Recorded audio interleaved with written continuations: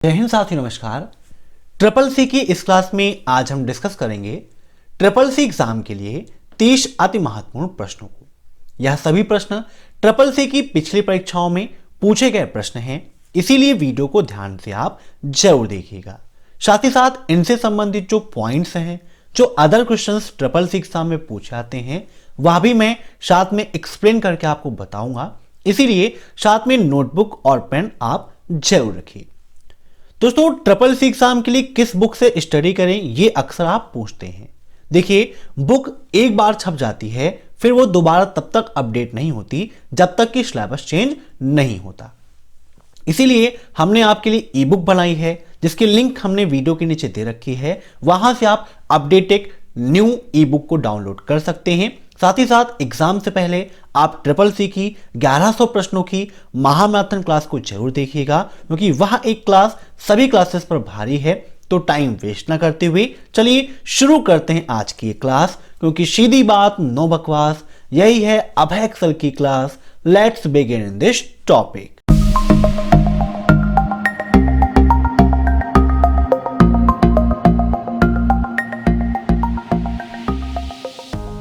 पहला प्रश्न है आपका, यूयूसीपी स्टैंड फॉर। यूयूसीपी का फुल फॉर्म क्या है? ट्रिपल सी एग्जाम में काफी सारे फुल फॉर्म्स पूछे आते हैं, इसीलिए जो ई बुक की लिंक मैंने वीडियो के नीचे दे रखी है, वहां पर ट्रिपल सी की कंप्लीट सिलेबस के साथ साथ मैंने फुल फॉर्म्स, लाइनस की commands, founder names, Libre office की शॉर्टकट कीज, सब कुछ आपको दिया है, जिसे पढ़ के आप आसानी से ट्रिपल सी एग्जाम को टॉप कर सकते हैं। तो यूयूसीपी का फुल फॉर्म होता है Unix to Unix protocol. Option second is right. अब नेक्स्ट, वेब फाइल का डिफॉल्ट एक्सटेंशन क्या होता है? बताइए, वेब फाइल का डिफॉल्ट एक्सटेंशन क्या होता है? GTML, HTML, COM या फिर .xtml। तो वेब फाइल का डिफॉल्ट एक्सटेंशन होता है .gtml। Option first is right. अब नेक्स्ट, ईमेल में @ से पहले के भाग को क्या कहते हैं? बताइए, @ से पहले के भाग को क्या कहते हैं? ईमेल में देखिए दो भाग होते हैं। एक भाग होता है @ के पहले का, और @ के बाद होता है डोमेन नेम। यहां पर पहले वाले भाग को पूछा गया है, तो उसको हम बोलते हैं रिसीवर नेम और यूजर नेम। मीन्स इसका राइट आंसर होगा option D, A and C दोनों। एक क्वेश्चन ये भी पूछा जाता है कि यूजर नेम को हम अन्य किस नाम से जानते हैं? तो रिसीवर नेम से भी जानते हैं, क्योंकि रिसीवर का मतलब प्राप्त करना, तो जो यूजर होगा वही प्राप्त करेगा, इसीलिए इन दोनों को ये बोला जाता है। अब next, default text alignment cell में कहां पर होता है? ये क्वेश्चन भी ट्रिपल सी में काफी ज्यादा रिपीट होता है। आइए यहां पर विद प्रैक्टिकल देख लेते हैं। मान लीजिए ये हमारा एक सेल है, और इस सेल में हम कोई भी टेक्स्ट लिखते हैं तो बाय डिफॉल्ट लेफ्ट अलाइनमेंट होता है। अगर यहीं पर हम कोई नंबर लिखते हैं तो वो बाय डिफॉल्ट में राइट अलाइनमेंट होता है। नोट कर लीजिएगा। तो यहां पर इसका राइट आंसर क्या होगा? Left alignment. ठीक है, याद रखिएगा, काफी इंपॉर्टेंट है। अब नेक्स्ट, लाइनेक्स ऑपरेटिंग सिस्टम का वर्जन किस प्रकार से चेक कर सकते हैं? मींस लाइनेक्स ऑपरेटिंग सिस्टम का वर्जन कौन सा है, मींस हम कौन सा वर्जन उपयोग कर रहे हैं, अगर ये चेक करना चाहते हैं तो इसके लिए हम किस कमांड का उपयोग करेंगे? बताइए। तो इसके लिए हम उपयोग करते हैं यूनेम कमांड का। Option first is right. अब नेक्स्ट, सभी वर्कशीट के फार्मूलाज को क्या कहते हैं? बताइए, सभी वर्कशीट के फार्मूलाज को हम क्या कहते हैं? Manipulate values, manipulate labels, return of formula result, या फिर यूज द एडिशनल ऑपरेटर। तो सभी वर्कशीट के फार्मूलाज को हम रिटर्न ऑफ फार्मूला रिजल्ट कहते हैं। Option C is right. अब नेक्स्ट, क्यूआर का कार्य नहीं होता है। क्यूआर का फुल फॉर्म क्या होता है? ये ट्रिपल सी एग्जाम में काफी पूछा जाता है। तो क्यूआर कोड का फुल फॉर्म होता है क्विक रिस्पॉन्स कोड। क्या होता है? Quick response code. और इसका कार्य नहीं होता है तो ये लोकेशन ट्रैक करने का काम नहीं करता है ऑप्शन थर्ड इज राइट। अब नेक्स्ट, इक्वल क्वोटिएंट 509.8 कॉमा 7 का मान क्या होगा? दोस्तों क्वोटिएंट का मतलब होता है भागफल। तो अगर आप लिब्रे ऑफिस कैल्क में यूज करेंगे तो वहां पर आपको पता चलेगा कैसे वर्क करता है। आइए विद प्रैक्टिकल आपको दिखाते हैं कि लिब्रे ऑफिस कैल्क में ये फार्मूला कैसे वर्क करता है। तो यहां पर ये पूछा जाता है इक्वल, ठीक है, 5,2। ये कैसे पूछता है 5,2 का मान क्या होगा? तो यहां पर देखिए हम एंटर करते हैं तो एग्जीक्यूट होकर आंसर मिलता है 2। 2 कैसे होता है देखिए, इक्वल 5 डिवाइड बाई 2 मीन्स 5 को 2 से भाग देंगे तो जो राउंड फिगर आएगा वो कितना आएगा? 2 आएगा। ठीक है, तो ये भागफल का राउंड फिगर हमें बताता है। मीन्स कोई भी वैल्यू है, कोई भी बड़ी संख्या है, इक्वल 155 डिवाइड बाई 13, तो यहां पर राउंड फिगर कितना है? 11 है। तो इसका राइट आंसर कितना होगा? 11 होगा। चेक कर लीजिए, इक्वल QUOTIENT और नंबर यहां पर कितना था? 155 कॉमा 13 था शायद ना, ब्रैकेट क्लोज और एंटर। तो यहां पर देखिए राउंड फिगर कितना आ गया? 11 आ गया। तो ऐसे ये राउंड फिगर में वर्क करता है। तो यहां पर इसका राइट आंसर हो जाएगा ऑप्शन फर्स्ट 72। अब नेक्स्ट, 200.156.27.8 किसका उदाहरण है बताइए? तो यह आपका एक आईपी एड्रेस है। Option C is right. अब नेक्स्ट, बारकोड रीडर को और क्या कहते हैं? मीन्स बारकोड रीडर को हम अन्य किस नाम से जानते हैं बताइए? तो बारकोड रीडर को हम क्या बोलते हैं? POS और price scanner, means point of sale and price scanner, इन दोनों नामों से जानते हैं। इसलिए इसका राइट आंसर हो जाएगा A एंड B दोनों। अब नेक्स्ट, इनक्रिप्शन के बाद टेक्स्ट को क्या कहते हैं? ये क्वेश्चन आपके लिए बहुत ही ज्यादा इंपॉर्टेंट है, इसे जरूर नोट करिएगा। तो इनक्रिप्शन के बाद के टेक्स्ट को हम बोलते हैं सिफर टेक्स्ट। नोट कर लीजिएगा। अब इससे संबंधित एक प्रश्न और आता है आपके एग्जाम में कि इनक्रिप्शन के पहले के टेक्स्ट को हम क्या कहते हैं? तो इनक्रिप्शन के पहले के टेक्स्ट को हम बोलते हैं प्लेन टेक्स्ट। ठीक है, अब नेक्स्ट, एम कॉमर्स की शुरुआत किसने की थी? Who started M commerce? दोस्तों एम कॉमर्स का फुल फॉर्म क्या होता है पहले आप ये जान लीजिए। तो एम कॉमर्स का फुल फॉर्म होता है मोबाइल कॉमर्स। ठीक है, ये शॉर्ट फॉर्म और फुल फॉर्म आपके लिए काफी इंपॉर्टेंट है। और एम कॉमर्स की शुरुआत की थी केविन डफी ने। ठीक है, right answer is option third. अब नेक्स्ट, वह कौन सी मशीन है जो मानव निर्मित है और मानव की तरह कार्य करती है? दोस्तों देखिए, कंप्यूटर भी हमने ही बनाया है, सॉफ्टवेयर भी हमने ही बनाया है। हमने का मतलब मैंने ही नहीं, हम सभी मनुष्यों ने ही बनाया है। लेकिन कंप्यूटर को हमें ऑपरेट करना पड़ता है, सॉफ्टवेयर को खुद से ऑपरेट करना पड़ता है, यह हमारी तरह कार्य नहीं करती है। लेकिन रोबोट है वो हमारे द्वारा निर्मित है और हमारे तरह ही कार्य करता है। तो राइट आंसर क्या होगा आपका? Option second, robot.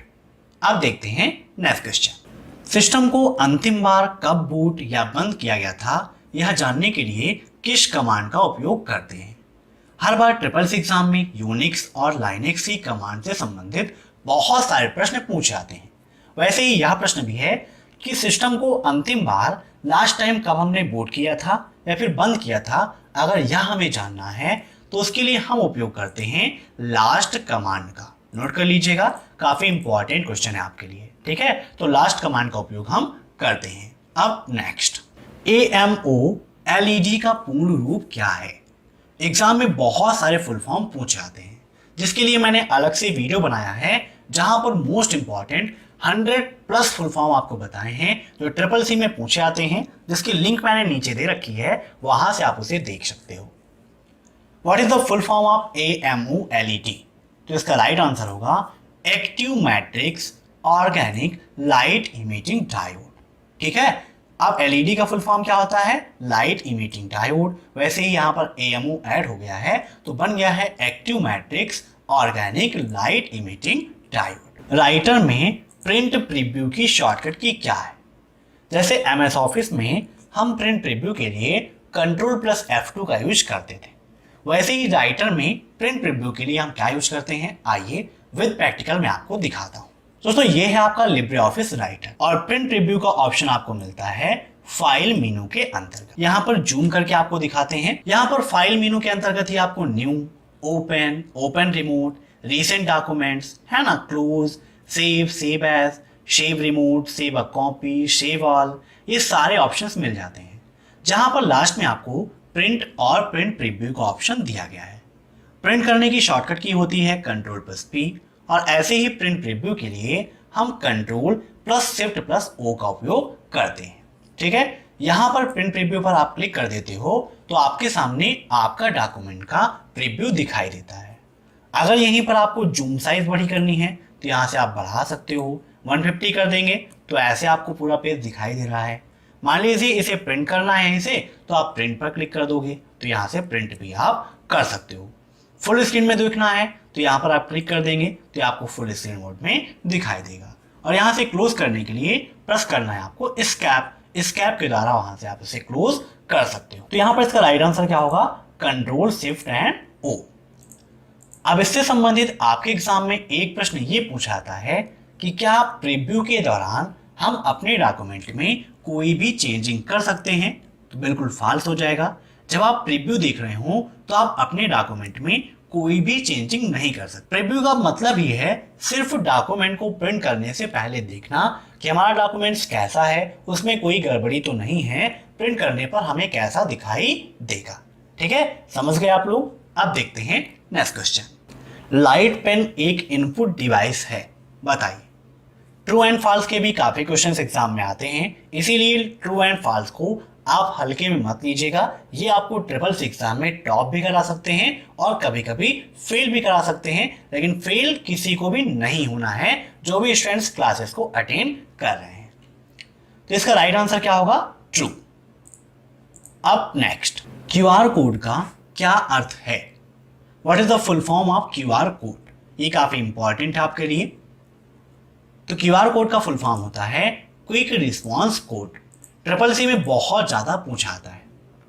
QR code कितने प्रकार के होते हैं, यह प्रश्न भी आपके एग्जाम में आता है। तो क्यूआर कोड 2 प्रकार के होते हैं। कौन कौन से, एक होता है आपका स्थिर क्यूआर कोड और दूसरा होता है गतिशील क्यूआर कोड। क्यूआर कोड का निर्माण किस कंपनी द्वारा किया गया, यह प्रश्न भी ट्रिपल सी में काफी पूछा आता है। तो क्यूआर कोड का निर्माण किया गया था टोयोटा नामक कंपनी द्वारा। ठीक है, किसके द्वारा, टोयोटा नामक कंपनी। ठीक है, और किसके द्वारा हुआ था, तो डेंसो वेब ने क्यूआर कोड को डेवलप किया गया। तो ये सारे क्वेश्चंस ट्रिपल सी में पूछे जाते हैं और आपके लिए इंपॉर्टेंट है, तो इन्हें आप नोट कर लीजिएगा। अब देखते हैं नेक्स्ट क्वेश्चन। मोबाइल ट्रैकिंग के लिए किस नंबर का उपयोग करते हैं, बताइए। दोस्तों मोबाइल ट्रैकिंग के लिए हम यूज करते हैं IMEI नंबर का। आपने कभी देखा हो तो मोबाइल के बैक साइड पर जहां पर बैटरी होती है उसके अंतर्गत वहां पर IMEI नंबर दिया गया होता है। तो मोबाइल ट्रैक करने के लिए हम इसी का उपयोग करते हैं। ऐसे ही अगर आपसे पूछा जाए कि कंप्यूटर सिस्टम को ट्रैक करने के लिए हम किसका उपयोग करते हैं, तो इसका राइट आंसर क्या होगा, मैक एड्रेस। उसके लिए हम मैक एड्रेस का उपयोग करते हैं। अब इससे संबंधित एक प्रश्न ये आता है कि मैक एड्रेस का फुल फॉर्म क्या होता है, तो बताइए क्या होता है इसका फुल फॉर्म, फटाफट कमेंट करिए। तो मैक का फुल फॉर्म होता है मीडिया एक्सेस कंट्रोल। ठीक है, नोट कर लीजिएगा। अब नेक्स्ट, भारत के किस स्थान को सिलिकॉन सिटी कहा जाता है, which place in India is called silicon city. तो इसका राइट आंसर क्या होगा दोस्तों, काफी सिंपल है, बहुत सारे लोग आंसर दे भी चुके हैं। राइट आंसर इसका बैंगलोर को हम सिलिकॉन सिटी कहते हैं। क्यों कहते हैं, क्योंकि वहां पर सिलिकॉन की घाटियां पाई जाती हैं। अब सिलिकॉन से संबंधित एक क्वेश्चन आता है कि आईसी चिप का निर्माण किससे हुआ है। आईसी चिप, आईसी का full form integrated circuit chip. Note कर लीजिएगा, इंटीग्रेटेड सर्किट चिप होता है आईसी का फुल फॉर्म, और आईसी चिप बनी होती है सिलिकॉन की। आईसी चिप का निर्माण किसने किया है, तो रॉबर्ट नोइक और जेएस किल्बी ने। किसने, रॉबर्ट नोइक और जेएस किल्बी ने आईसी चिप का निर्माण किया है। नेक्स्ट क्वेश्चन है आपका कि जब एक उपभोक्ता दूसरे उपभोक्ता के साथ सेवाओं का आदान प्रदान करता है तो क्या कहलाता है? मतलब एक कंज्यूमर दूसरे कंज्यूमर के साथ, है ना? तो इसका राइट आंसर क्या हो जाएगा? C2C। अब यहां पर क्वेश्चन आता है कि B2B का फुल फॉर्म क्या है, B2C का फुल फॉर्म क्या है, G2C का क्या है और C2C का फुल फॉर्म क्या होता है? तो B2B का फुल फॉर्म होता है बिजनेस टू बिजनेस। नोट कर लीजिएगा, क्या होता है? बिजनेस टू बिजनेस होता है। ऐसे ही B2C का full form business to consumer या बिजनेस टू कस्टमर आप कह सकते हो। थर्ड है आपका G2C, means government to consumer. जहां पर गवर्नमेंट का सीधा संबंध कहां से होता है? ग्राहक से होता है, वो आपका G2C कहलाता है। ठीक है। अब नेक्स्ट, कैल्क में सेल की चौड़ाई कम करने के लिए हम किस शॉर्टकट की का प्रयोग करते हैं? दो प्रश्न इससे संबंधित आते हैं। पहला प्रश्न आता है सेल की चौड़ाई को कम करना और दूसरा प्रश्न आता है सेल की चौड़ाई को बढ़ाने के लिए। आइए विद प्रैक्टिकल आपको दिखाते हैं। तो यहाँ पर हमने लिब्रे ऑफिस कैल्क ओपन कर लिया है। अब मान लीजिए हमें इस सेल की चौड़ाई को बढ़ाना है, तो बढ़ाने के लिए हमें प्रेस करना है आल्ट के साथ में राइट एरो। देखिए आल्ट प्लस राइट एरो में प्रेस कर रहा हूं और इसकी चौड़ाई लगातार बढ़ रही है। ऐसे ही हमें अगर इसकी चौड़ाई को कम करना है तो हमें प्रेस करना है आल्ट प्लस लेफ्ट एरो। ठीक है, आल्ट लेफ्ट के द्वारा चौड़ाई को कम कर सकते हैं और आल्ट राइट के द्वारा चौड़ाई को बढ़ाया जा सकता है। कैल्क का पहला सेल कौन सा होता है? यह प्रश्न भी आपके एग्जाम में आता है। तो पहला सेल कौन सा है आपका? A1 होता है। इसी प्रकार से आपका लास्ट सेल कौन सा है, ये क्वेश्चन भी एग्जाम में आता है। तो लास्ट सेल का एड्रेस क्या होता है आपका? AMG 10,48,576। ठीक है, लास्ट कॉलम कौन सा है? तो AMG होता है और लास्ट रो कौन सी होती है? तो 10,48,576 होती है। नोट कर लीजिएगा, काफी आपके लिए इंपॉर्टेंट है। ठीक है, तो यहां पर हमारा प्रश्न क्या पूछा गया था? चौड़ाई को कम करना। तो राइट आंसर क्या होगा इसका? Alt plus left arrow. अब नेक्स्ट, रिचर्ड स्टॉलमैन FSF के संस्थापक हैं। FSF क्या होता है दोस्तों? इसका फुल फॉर्म CCC में काफी पूछा जाता है। तो FSF का फुल फॉर्म होता है फ्री सॉफ्टवेयर फाउंडेशन। क्या होता है? फ्री सॉफ्टवेयर फाउंडेशन मीन्स एक ऐसी संस्था जो हमें मुफ्त में सॉफ्टवेयर उपलब्ध कराने का कार्य करती है। और इसके संस्थापक कौन है? रिचर्ड स्टॉलमैन ही हैं। तो इसका राइट आंसर क्या होगा? ट्रू हो जाएगा। अब next, who is the developer of Paytm? Paytm के डेवलपर कौन है? मीन्स किसने पेटीएम का निर्माण किया था? बताइए फटाफट। दोस्तों इसका राइट आंसर है ऑप्शन सेकेंड, विजय शेखर शर्मा।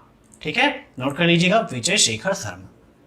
अब पेटीएम से संबंधित बहुत सारे प्रश्न आपके एग्जाम में आते हैं। पहला प्रश्न यह पूछाता है कि पेटीएम का निर्माण कब हुआ था? तो कब हुआ था? 2010 में पेटीएम को डेवलप किया था। कहां हुआ था? तो नोएडा में हुआ था। याद कर लीजिएगा, नोएडा में। नोएडा कहाँ है? यूपी के अंतर्गत ही आता है और दिल्ली के पास में है ना? तो नोएडा में हुआ था 2010 में। किसके द्वारा हुआ? विजय शेखर शर्मा। प्रेजेंट टाइम पर सबसे ज्यादा कौन सा ई वॉलेट यूज होता है? तो पेटीएम ही है जिसका प्रयोग सबसे ज्यादा किया जाता है। अब नेक्स्ट, इंटरनेट बनाने के लिए ARPANET के साथ किस नेटवर्क को जोड़ा गया था? Which network was combined with ARPANET to form internet? आपके ऑप्शंस हैं NSFNET, BSFNET, LAN या WWW। तो इसका राइट आंसर है ऑप्शन फर्स्ट NSFNET। अब इसके बाद देखते हैं दोस्तों नेक्स्ट क्वेश्चन। कैल्क में किसी कॉलम को किसके द्वारा फिक्स किया जाता है? मीन्स अगर आप किसी कॉलम को फिक्स करना चाहते हैं तो उसके लिए आपको किस सिंबल का प्रयोग करना होगा? डॉलर का, हैश का, या फिर इसका, या फिर एंड का। तो यहां पर देखिए हम कैल्क आपके सामने ओपन कर लेते हैं। अब मान लीजिए हमें कोई फार्मूला यूज करना है। अब यहां पर मुझे मान लीजिए मैक्स का यूज करना है, इक्वल मैक्स, और हमने इस नंबर को सेलेक्ट किया। अब अगर इसे हमें फिक्स करना है तो उसके लिए क्या करेंगे? हम डॉलर सिंबल का यूज करेंगे, जिसके लिए आप शॉर्टकट की के रूप में F4 भी प्रेस कर सकते हो। F4 के द्वारा क्या होगा? इस सेल को आप फिक्स कर सकते हो या इसे लॉक करना भी कहते हैं, या इसे हम एब्सोल्यूट सेल रेफरेंस भी कहते हैं। नोट कर लीजिएगा, एब्सोल्यूट सेल डिफरेंस भी इसको कहा जाता है। तो वहां पर हमसे क्वेश्चन पूछा गया था कि किस सिंबल का उपयोग करते हैं, तो किसका करते हैं हम, डॉलर सिंबल का उपयोग करते हैं अगर हमें किसी कॉलम या किसी रो को फिक्स करना है। तो राइट आंसर क्या होगा इसका, ऑप्शन फर्स्ट डॉलर। अब यहां पर एंड दिया गया है, तो एंड क्या होता है, एंड हमारा टेक्स्ट ऑपरेटर होता है। नोट कर लीजिएगा क्या होता है, टेक्स्ट ऑपरेटर। अब नेक्स्ट, एईपीएस में डेबिट कार्ड की कोई जरूरत नहीं होती है। एईपीएस का फुल फॉर्म क्या होता है, यह प्रश्न भी आपके लिए काफी इंपॉर्टेंट है। दोस्तों एईपीएस का फुल फॉर्म होता है आधार इनेबल्ड पेमेंट सिस्टम। तो एईपीएस में डेबिट कार्ड की कोई आवश्यकता नहीं होती है, वहां पर सिर्फ आधार कार्ड और जिस कस्टमर को मनी ट्रांसफर करनी है या उसे पैसे की आवश्यकता है उसके फिंगरप्रिंट की आवश्यकता होती है। अगर फिंगरप्रिंट उसके आधार कार्ड से मैच करता है तो वह ट्रांजैक्शन सक्सेसफुल होता है, अन्यथा वह ट्रांजैक्शन अनसक्सेसफुल हो जाता है या फेल हो जाता है। अब नेक्स्ट, एमएमपी स्टैंड फॉर, बताइए एमएमपी का फुल फॉर्म क्या है। दोस्तों एमएमपी का फुल फॉर्म होता है मिशन मोड प्रोजेक्ट। अब नेक्स्ट, सबसे तेज मेमोरी कौन सी है। मेमोरी पढ़ाते समय सभी मेमोरी को एक्सप्लेन किया था मैंने, सबसे तेज मेमोरी कौन सी है, सबसे धीमी मेमोरी कौन सी है, किस मेमोरी की साइज बड़ी होती है, किसकी छोटी होती है। तो इसका राइट आंसर होगा दोस्तों रजिस्टर। रजिस्टर आपकी सबसे तेज मेमोरी होती है। सबसे छोटी मेमोरी कौन सी है, तो रजिस्टर ही होती। रजिस्टर कहाँ होती है, यह प्रश्न भी ट्रिपल सी में पूछा था है। तो इसकी लोकेशन क्या है, यह सीपीयू के अंतर्गत होती है, मीन्स सीपीयू के अंदर लगी होती है। रजिस्टर के बाद नंबर आता है कैश मेमोरी की, मीन्स रजिस्टर के बाद स्पीड किसकी होती है, कैश मेमोरी की होती है। ऐसे ही सबसे बड़ी कौन सी होती है, तो आपकी कौन सी होती है, सेकेंडरी मेमोरी। उसका आकार काफी बड़ा होता है।